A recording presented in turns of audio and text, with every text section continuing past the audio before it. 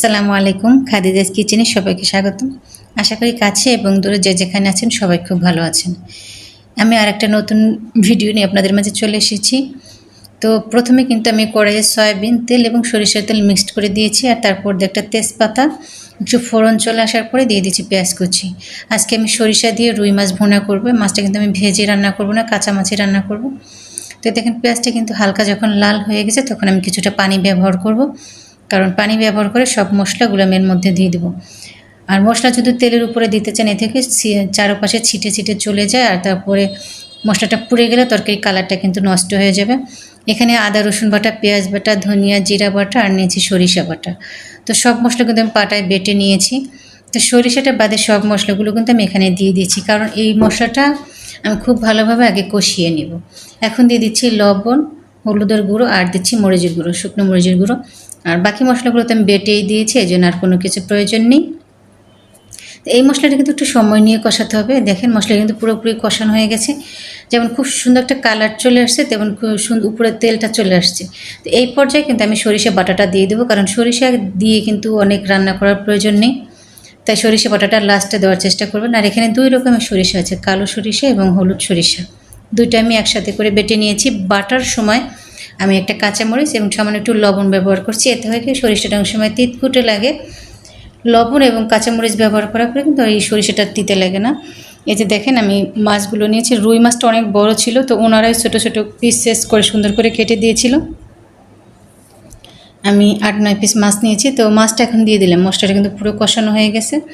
এই প্রসেসে রান্না করলে এই মশলাটা যখন আপনার সরিষা সহযোগে কষাবেন লাস্টের বারে, দেখবেন এত সুন্দর একটা ফ্লেভার আসতেছে, মানে একটা মৌ মৌ করতেছে, একটা ঝাঁঝালো ফ্লেভার। কারণ সরিষার তেল আপনারা যদি চান এখানে পুরোটাই সরিষার তেলে রান্না করতে পারেন। তো আমার সরিষার তেলের পরিমাণটা একটু কম ছিল, তাই আমি একটু সয়াবিন তেল ব্যবহার করছি। আপনারা এখানে শুধু সরিষার তেল দিয়েও রান্না করতে পারবেন, আবার শুধু সয়াবিন তেল দিয়েও রান্না করতে পারবেন। আর সরিষার যে তরকারিটা আমি রান্না করি বেসিক্যালি সবসময় আমি চেষ্টা করি সরিষার তেল ব্যবহার করতে, এতে স্বাদটা কিন্তু খুব ভালো আসে। তো মাছটা দিয়ে কিছুটা নাড়াচাড়া দিয়ে কিন্তু আমি এখন পানি দিয়ে ঢাকা দিয়ে দিয়েছি। দেখেন বলক চলে আসছে, আর এই পর্যায়ে কিন্তু লবণটা চেখে দেখবেন, যদি প্রয়োজন হয় দিবেন আর না হলে দিবেন না। তো আমি যেই লবণটা দিয়েছি সেটা কিন্তু মানে যথেষ্ট, আর দরকার নেই।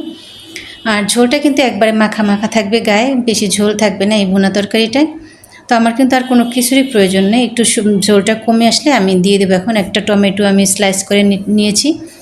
আর ফ্লেভারের জন্য 2টা কাঁচামরিচ, একটা ছোট আর একটা বড় কাঁচামরিচ ভেঙে দিয়েছি, জাস্ট ফ্লেভারের জন্য, যে ভিতর থেকে সুন্দর একটা স্মেল বের হবে কাঁচামরিচের, খুব সুন্দর একটা ঘ্রাণ আসবে, তরকারিতে খুব স্বাদও আসবে।